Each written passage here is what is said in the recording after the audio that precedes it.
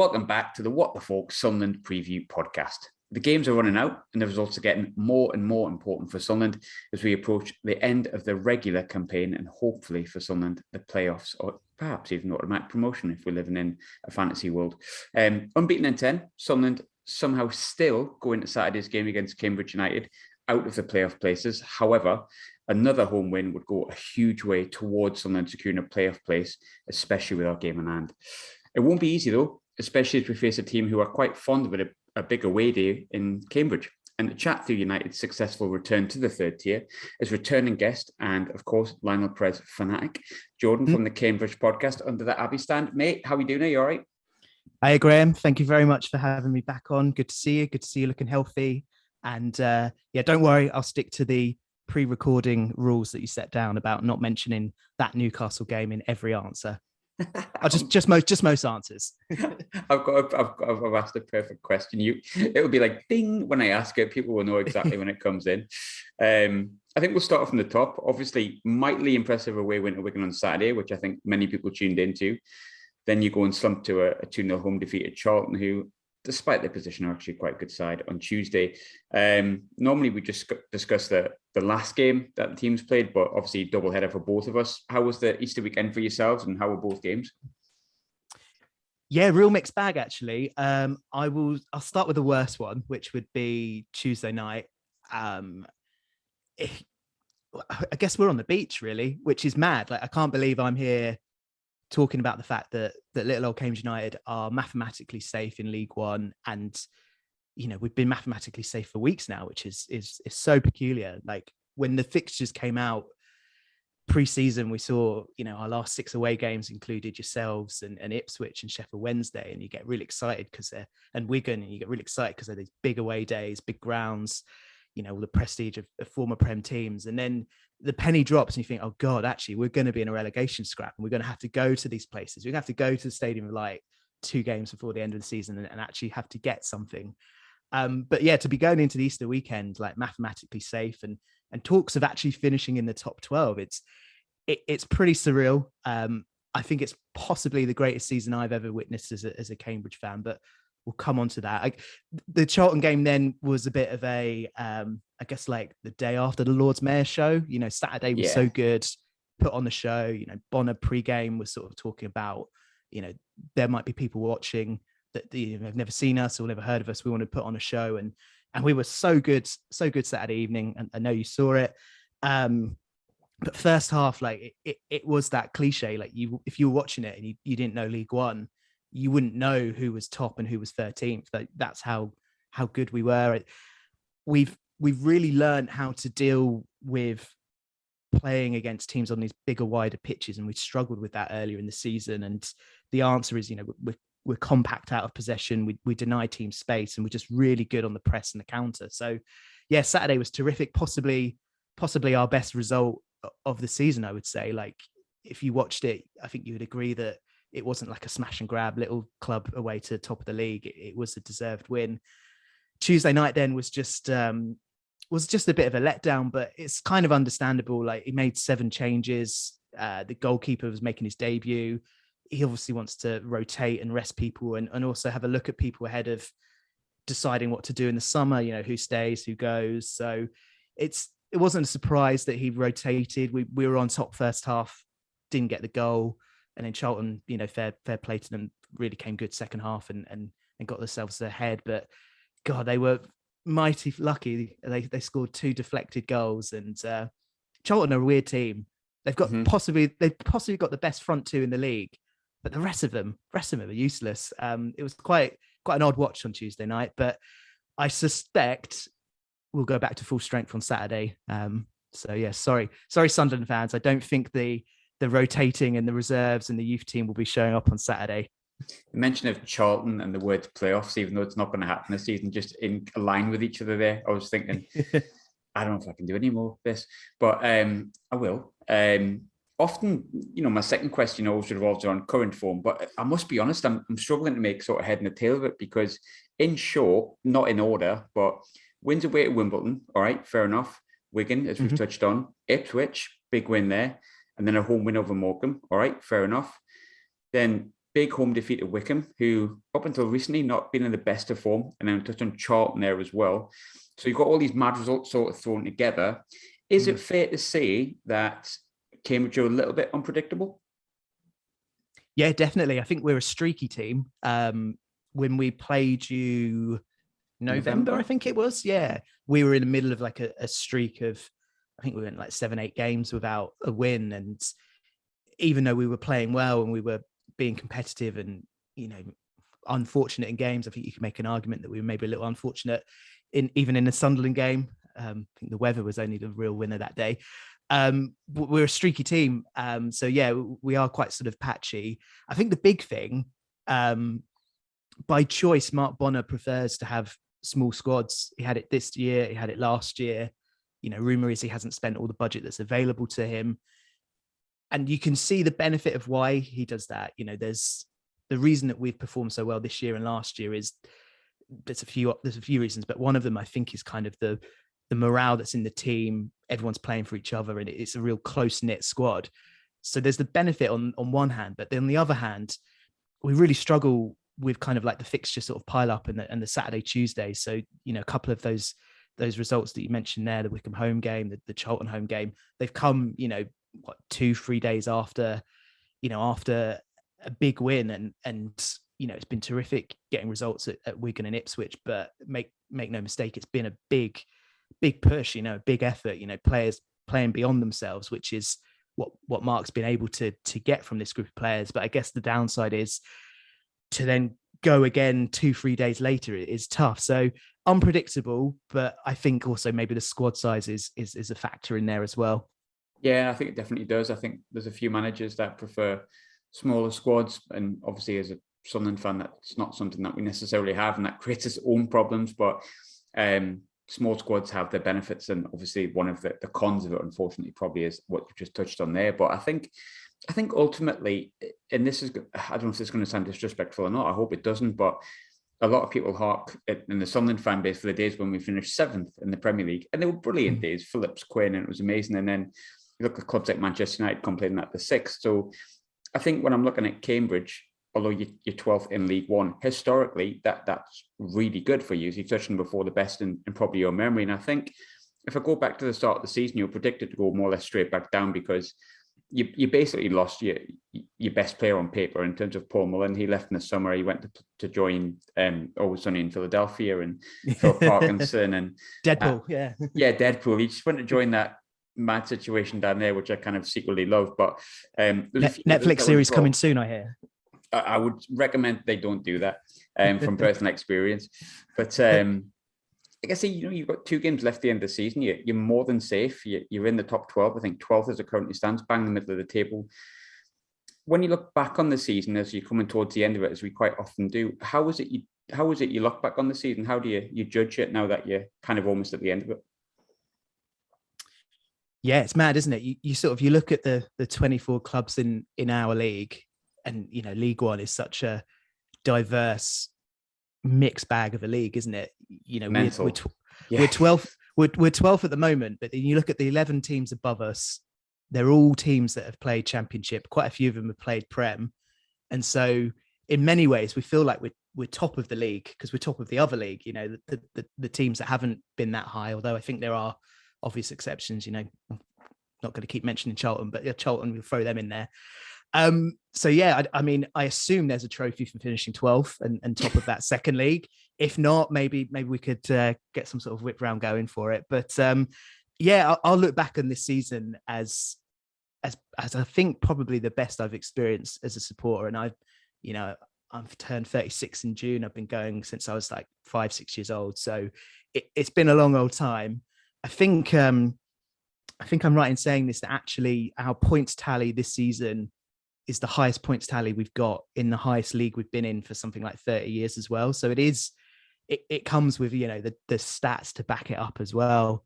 I think I'll just look back at this season and just remember how the group of players that we call the lockdown legends that got us up last season and kept us entertained during a really shitty time and lockdowns and whatever, actually went beyond themselves, played out of their skins, really stepped up to this league, Some players have even performed better in this league. They look more settled in this league than League Two, which is an interesting one. And yeah, I'll just remember it, Graham, as being the season that we were, understandably written off at the start. Lost Paul Mullin, like you say, have a small squad, a small budget, got a manager that's only going into his second season as a manager. A season where we would tip not only to go down but to finish bottom of the pile. So to be stood here, been safe mathematically for weeks, talking about maybe finishing in the top half, like I'll just remember it as this incredible, resilient season that no one predicted. I think maybe Hughes fans might have predicted that we would be competitive and would be in that bottom six dogfight, but we might be able to just survive. But yeah, just remember it for being one that we've gone beyond ourselves, and it doesn't even stop at the league performances. Obviously there's the cup runs. I'm sure we'll touch on that. There's the big days, beating Ipswich Town and their salty fans at Portman Road. Like, you just won't forget that. And more than anything, gradually over the last few years, our club has finally got its shit back together, and we've become more and more stable. And this season, a couple of weeks ago, like the cherry on the top of the cake is the news that we've brought our stadium back. We sold it 15 years ago to a property developer. Peak ITV digital fallout. We were going into administration, all the crap that was going on. So yeah, to have that as well as everything that's happened on the pitch, it's just, I don't think United fans have ever had it this good, or certainly United fans for generations haven't had it this good. Talking about the season isolation, I kind of obviously asked that question because I kind of half expected the answer, if that makes sense. And obviously it's better to get it from your perspective than what I think, because I haven't been there. But I think when you have a season like that, it's great. And you think, right, 12th or top half or 13th, 15th, whatever it may be, as long as it's not near the relegation zone, it's been a successful season. But is there also like a positivity and a hope that it's not just going to be that one season of consolidation and then back to maybe fighting relegation, that you can actually now, with the stadium, as you touched on there, bring in some bigger signings, inverted commas, actually kick on and maybe in years to come, think about pushing even further up the table? Is there that kind of positivity there now? I mean, there's a lot of positivity. This season has been a lot of just comparing where we are to where we were. So I remember we played Ipswich at home like September, October time, and it was the first time we'd sold out the stadium in donkey's years, and everyone was, it tallied up with like 10 years ago to the weekend that we were playing someone like Tamworth in the FA Trophy, and there was like 900 people there. So we've had a lot of those this season. I imagine Saturday at Stadium of Light, 27,000+ people there, probably our biggest league attendance. That's kind of obviously not our attendance, but you know what I mean, like an attendance for a Cambridge game, or a game that Cambridge are in. That will be another one of those milestones, looking at how far we've come. And hopefully with the news that Peterborough come down on Saturday as well, there'll be a lot of that. And I think that's brilliant. I think it's healthy, but I think a line will have to be drawn, and you'd have to look forward and say, do you know what, this season was special, but from here on we want it to kind of be the norm. I don't know about kicking on and challenging into sort of like the top 7 of League One. I think that would be really difficult, just given the scale of clubs that are in the division and the budgets. And we might lose a couple of them this season, hopefully yourselves, but you're getting others back. Derby and Barnsley and Borough aren't going to be short of money. I think the big thing for us is just consolidating at this level. I have this opinion, which maybe other Cambridge fans feel is negative, but I genuinely think, as great as it's been this season to finish 12th and finish with 57 points, maybe higher, a success for me next season would be finishing 20th on 43 points, as long as we don't go down. So I think, just try and stay at this level, because we've not been here for 20 years. It's not a level that historically we've spent a lot of time in. We've either gone through it going up or going down, primarily going down in my lifetime. And it's just really, it will be really, really healthy for the club to stay here and then sort of build on it, start to build the fan base, being in this higher division, having teams with the profile of, Sheffield Wednesday and Sunderland. It's going to attract new supporters. They'll come to those games. Maybe they'll come back because it was entertaining, got the ground back. Hopefully in the next couple of years, we can talk about expanding it, doing it up, getting some more seats, which we desperately need because, you know, our seating area sells out pretty much every game now, and the terraces aren't as attractive to new fans. Don't get it myself, I prefer standing, but you know, it's just the way it is. But yeah, I don't know about kicking on and maybe going up the leagues, but I think yeah, short to long-term aim, well, short to mid-term aim is to just sort of stay here and not drop back down to League Two. You touched on there about new fans coming in. You touched on before about the sellout you had against Ipswich and stuff like that. Correct me if I'm wrong, you had quite a lot when we were there as well, I think. Obviously, we took a big chunk down as well, which would have helped. But you've been there obviously a while, as all fans have been. I've been at Sunderland when we've been doing well in the Premier League. I've been since being in League One. You just don't really change. But naturally, whether we like it or not as diehards, new fans do have to come along. We have to have a new generation. That's something I'm worried about with Sunderland, is losing that new generation, because ultimately League One is not as attractive as what you've seen in the Premier League. But the flip side of Cambridge, this, as you said, is the highest place you've been in 30 odd years. It's the most attractive time to come to Cambridge.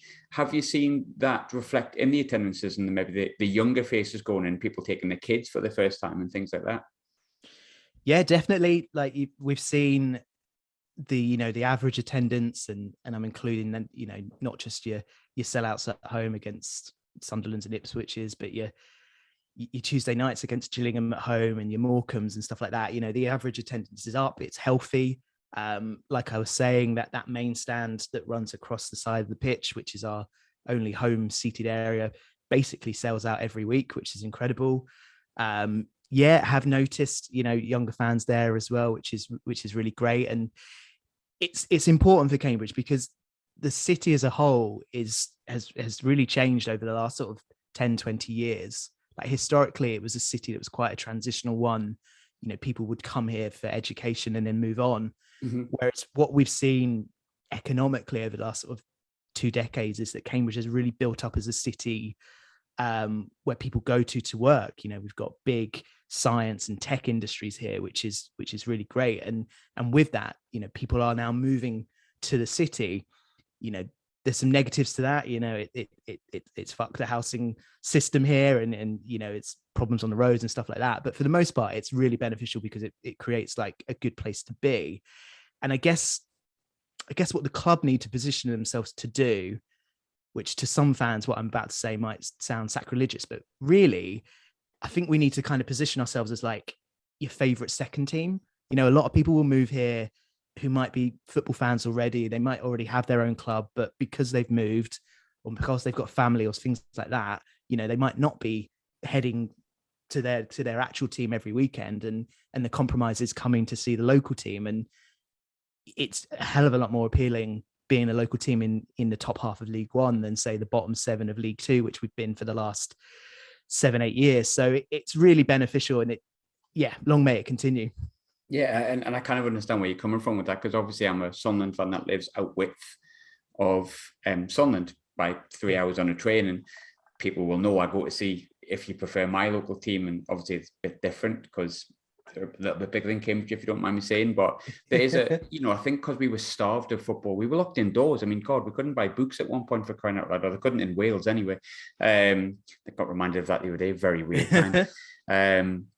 And I think people really want to gorge on football again, and people want to go out to events. And, you know, I think hopefully, I don't know the figures, but cinema seems to be there's more people in the cinema when I go these days. There's more people at gigs than I was used to, when maybe it was like kind of tailing off 2019 and compared to what I was used to. So there is an opportunity there for people to go and do stuff, because we were starved of doing stuff other than sitting on our arses in the house for 2 years. And I was thinking about this the other day, funny, and it kind of feeds into my next question, really. I think when I really look back on it, I started this season at Euro 2020 and Euro in 2021. And we all remember how amazing that summer was, if you're English anyway. And even if you're Scottish, to be fair, or Welsh or whatever it may be. Or Italian. Well, yeah, sadly. Great for them. See you at the World Cup. Oh, no, wait, we won't. I think with all of that stuff, we all kind of gorged on the football. We were so happy to have it back. And then I sat and thought about the other day, and sometimes it gets a bit depressing, if I'm honest, being Sunderland in League One. But then I really thought, actually, it's been great. I've been to it'll be my 92nd game of the season on Saturday. Sunderland game against Cambridge. And I've just realised how much I've loved being back and how much I've just gone to any football game that I possibly can. I think a lot of people are absolutely the same. As a Cambridge fan, as you said, it's the best season you've had in memory. You've had a lot of big results, a lot of good ones, and I said it was coming, so clang. If you had to pick one, what has been the one result you'd pick out as maybe your best, perhaps your best result of the season, or your best memory that summed up the spirit and the current success that you feel as a Cambridge fan? Newcastle away. Well, does it have to be a league game? Because I've got plenty of league examples. Yeah, I mean, Newcastle is like the obvious moment of the season. Like, I still smile thinking about it. It's we've had bigger wins in terms of kind of significance, playoff wins at Wembley and even last season, like beating Grimsby at home in front of no fans to finally get across the line. Like, significance wise, they've been bigger than the Newcastle game. And, hopefully you feel this in a few weeks' time, but, the promotion sort of celebration is great. Like, the euphoria is high, but there's also kind of a big element of that is like relief, isn't it? It's taken X amount of weeks to get across the line or whatever, or years if you've been stuck in League One and things like that. Whereas Newcastle away was just pure, like, I don't know, like unadulterated euphoria. Like, there was no kind of like, no hang-ups involved, no baggage involved with it at all. You just went there, expected to lose, was having a pre-game pint, and you look at their team and go, fucking hell, they've named their best team possible. I mean, admittedly, that's not a great team, but it's still, it's all relative. Your lad Kieran Trippier making his debut as well. Mm-hmm. I remember sort of pre-game, like the guy I went with, my mate, was like, yeah, that's their full strength team. And I was just adamant, I wasn't buying it. I was like, no, it can't be. And like, obviously don't know anything about Newcastle squad. So I went back on the BBC app and looked at like the last 3 games. I was like, it is literally their first team. They're really going for this. And then, yeah, just what a crazy 90 minutes it was. But yeah, it undoubtedly was, moment of the season. I'm going to say something bit pretentious now, so apologies in advance, but in the lead up to the Newcastle game, I did very similar to what I'm doing now, and I spoke with a couple of their their fan medias and help preview. Yeah, well, to help preview the game and warn them of Big Joey Ironside. They didn't listen, but anyway, yeah. So was doing these interviews with sort of Newcastle fans, and obviously wasn't underplaying the game, and on the occasion, it was a big occasion. It meant a lot, FA Cup third round away to a Prem team. It's incredible. But I did kind of sort of be a little bit of a downer sort of by taking the opportunity to have a whinge at the whole system. This season, there were 2 things. This season, number one, they scrapped FA Cup replays, and I can understand the thinking behind it because, the fixture congestion and COVID and so on. But it was the same week that they were forcing Liverpool Arsenal to play a 2-legged cup semi-final. And you're like, well, what's the fucking point there? So, for I think I can say all teams in League One, but definitely teams of our profile in League One, you don't enter the FA Cup to win it. You look for these kind of games and you purely look to think how you can milk the money. And the first one is like holding out for a draw and getting the replay and, getting 2 lots of gate receipts. So that got, snatched away from us. And then the other thing as well, which was a real sort of downer, was the TV choice of the games was really sort of ridiculous. With the exception of Man City going to Swindon, all the other games that made it onto TV were really, really bizarre, pointless ones, like Hull Everton and Palace Millwall. And there was a point over the weekend where us, Shrewsbury and Morecambe were all winning away to Premier League teams, and not one of us was on TV. So anyway, I coming back to my point, I was speaking to these Newcastle sort of fan media saying, it's a great occasion. It means a lot. But, with these 2 reasons in mind, it is kind of taking the shine off it a little bit, kind of thinking, we're going to get beat, so we won't get the prize money. So for then little old Cambridge to rock up to the richest team in the world on their doorstep and beat them, it really felt like, and this is the pretentious bit, it really felt like a big middle finger up to the man, to the system. And if any other teams in the lower divisions can enjoy that, then I feel like it was one for all of us. So yeah, What a moment.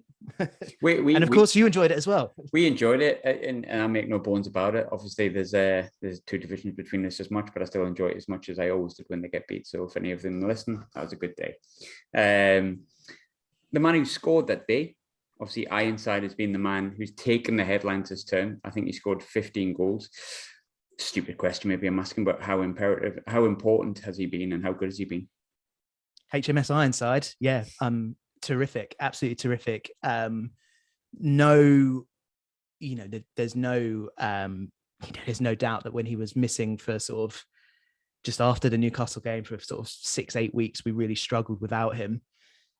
He's incredible. He was the kind of the forgotten guy last year. We had this front three of Paul Mullin that bagged 34 goals, Wesley Houlihan behind, who was writing all these headlines for being sort of 38 and just being so instrumental. And Joe just went about his business being like the perfect foil man, your big number 9, a target man, someone that preoccupies up, the defense and creates the space for those other two. And yeah, we kept saying last year, he takes the hits and Mullin gets the headlines. So it's brilliant that this season he's been able to step out of that shadow and be our talisman. Scored some really crucial goals, but actually, his involvement is more than his goals. I think if he'd scored only 5 this season, we'd all still be saying what a great season he's had because of his involvement. And if you watch the Wigan goals, look at our first one, the way that he preoccupies what 3-4 players to then free up Nibs to sort of sneak in and score. So he's been huge. He's been absolutely huge, and he kind of sort of epitomizes what the club has done over the last couple of years, which is find players from unlikely sources and get them to perform way beyond what was expected. So Ironside, for example, we signed him the summer after his Macclesfield Town team got relegated out of League Two. I think he only scored like 6-7 goals for them in a relegation season. People like Paul Digby getting released by Stevenage, who should have been relegated that year. Jack Iredale, who is our left back. He will leave us in the summer, apparently to possibly a Championship club or a top League One club in the north, maybe Sunderland, who knows. But he was released by Carlisle, and they openly said he's not good enough to be top end League Two, and now here he is proving that he can be a Championship player. So yeah, our squad is full of just stories like that, sort of finding these hidden gems, and it really comes down to the real star of the show, Super Marky Bonner. Yeah, he's done very well, hasn't he? I mean, I think there was a lot of noise around sort of maybe other managers that got promoted. I think Bolton, maybe I completely forgot about Bolton as in joke, but I forgot that they got promoted last season. But I think there was a lot of chat sort of around the likes of Michael Duff and whatnot. And whereas sort of, I wouldn't say he was ignored, but Mark Bonner got largely ignored in comparison, despite obviously huge achievements. How instrumental has his management, his coaching been this season in terms of keeping you not just up, but putting you in mid-table as it stands at the moment? So crucial. He is the linchpin. There's lots of narratives and stories about why we've done so well this year. Players playing beyond themselves, the recruitment, the resilience in the squad. But really, the big story this year is Mark Bonner.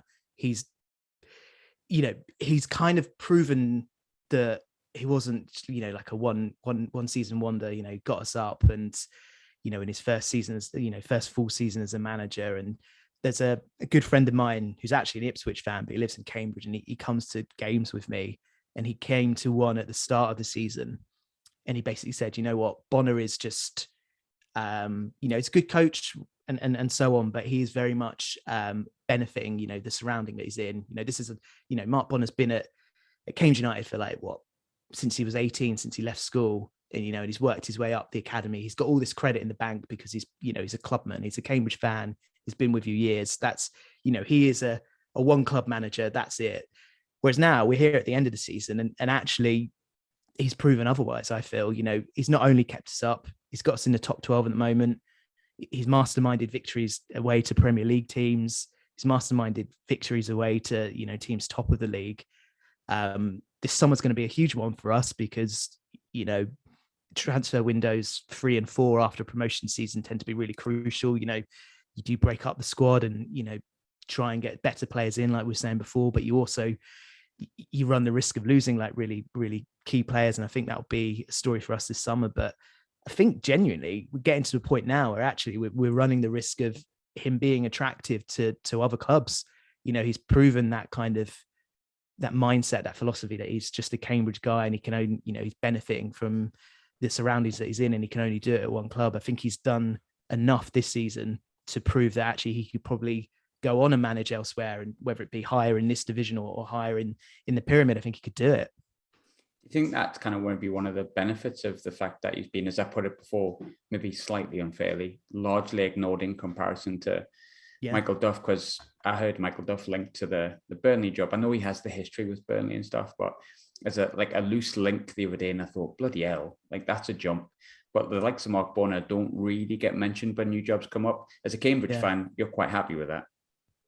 Yeah, absolutely. I think it's just a matter of time before we do start seeing his name, mentioned in those jobs. We thought about it earlier in the season with Milton Keynes and with Ipswich changing managers. Because obviously being geographically close, there might be that might be more prominent on their radar. But I think it is something that is definitely going to become a thing now, especially if we do similar again next year. Maybe not finish 12th or be top half, but if he keeps us up, that reputation is going to get around. He's doing it on arguably one of the smallest budgets in the division as well. In terms of management, obviously it's something that, this is probably my favourite part of the show because it's a bit about Sunderland, but there you go. I suppose that's just my biased nature. I went back to November, as we kind of did a little bit before when we last played each other. And I remember as a fan, it felt like a really big win because for Sunderland and Lee Johnson, we weren't in form at the time. I think it came off the back of the 5-1, the 3-0, and not long after the 4-0 against Portsmouth. I think actually we'd lost 3 in a row, potentially Charlton 1-0 maybe as well.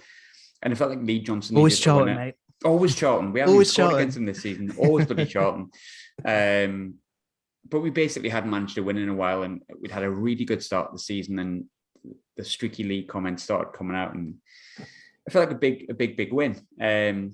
Of course, Johnson would win that game, but of course Johnson would hit another streaky, sticky patch of form that would lead to him losing his job. Would get a substitute teacher that come in for 3 games that we wouldn't win. Roy Keane would be flirted with, and then lo and behold, Alex Neil comes in. From an outside perspective looking in, I always find it quite interesting how that must have looked, because I've seen a lot of people say, well, Sunderland are going to a bad run of form. He's had these bad run of defeats. And I heard other people going, oh God, the third off top of sacking of the manager.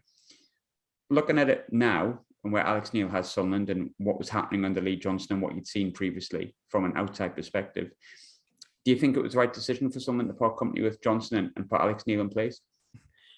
Yeah, it was definitely an interesting one, that they're getting rid of Johnson. I would definitely put myself in that camp of people that was surprised that he went. Like you said, you were 3rd or 4th off top. I guess it's a little bit too soon for me to say if it was the right decision or not. I think it's a really unfortunate season for your lad in charge, in the sense that the top half, the top 7, top 8 at least, is a really balmy one this year. 77 points. Any other year, that's perfect. Yeah, so you're in the playoffs, but actually this season it might not be enough. What I would say under Neil, you do seem harder to beat and more resilient. These very recently these constant sort of late winners, which isn't good for the heart, but good for the celebration, I'm sure. Good for the soul. I'll give it that. Yeah. Bad for the heart, good for the soul. Yeah, it does seem to sort of have that kind of, like I said, more resilient, more sort of winning aspect to it. Is it going to be enough for you? I don't know. Hope so. I hope you keep Milton Keynes from going up, because that would be my least favorite outcome for the season. But not sure. I guess it's a tricky one, because obviously you were higher in division when Johnson left. So big couple of games for you guys, I guess. I agree with what you're saying in the sense that, because I personally, as the listeners will know, was not a fan of Johnson. Big fan of Alex Neil, almost the polar opposite actually. But then the position, some people could quite easily say, well, 3rd versus 7th. I totally get that. But the league is so tight. You could literally, not drop a point. And I think a lot of Sunderland fans listening to this will say it was the period in between the sacking and the appointment that was the main problem, which is probably where I like, to be honest. On the pitch, a big reason for Alex Neil's results, if I'm completely honest with you, is probably Nathan Broadhead's return. He's got a couple of late winners. He's got a couple of goals across the board. Ross Stewart at the moment a little bit out of form, but if I go back to the game against Cambridge, obviously Broadhead scored a screamer. I think possibly not a goal of the season, but there or thereabouts. That got us 3 points last time, and then he got a bad injury. Form a little bit affected by that. He's came back. He's back in the form, back in the goals, scoring late winners for us as well. As a Cambridge fan, do you see him as your main danger man, the main man to watch on Saturday, or is there other players that are kind of concerning you more? Yeah, Broadhead is an interesting one because his goal against us really split opinion. There's some of us, myself included, that thought it was a terrific hit and it would have gone in any day. And there's other people that were saying, it's wind affected, isn't it? If they're listening, they're wrong. The wind probably helped, but it would have gone in regardless of the wind. I think you're right. I think he's the obvious danger man. I do worry about the physical presence of Ross Stewart. Our centre-back partnership is at full strength now, which is good. We've got a lad called Lloyd Jones, who was missing for a few months at the start of the season. Sorry, not start of the season, start of the year. Former Liverpool. Former Liverpool. Yeah, that's the fella. Loves scrapping, but won't go into that on the pod. He's back and he's really made a difference these last few weeks. And the lad that he plays alongside, Jabril Okadina, is a real find. Picked him up from Spurs in the summer. Undoubtedly believe he'll go on and be a big money sale for us at some point. The only problem with Jubbs is he does struggle against, you sort of, dare I say, like your lower league, sort of wily, experienced, bigger strikers, people like Joe Ironside. I know Ross Stewart isn't lower league, but that kind of cliche. So yeah, that pairing, if Stewart targets him, could be a difficult one on Saturday. The lad I wanted to mention, I wanted to call out for praise based on the last time we played each other.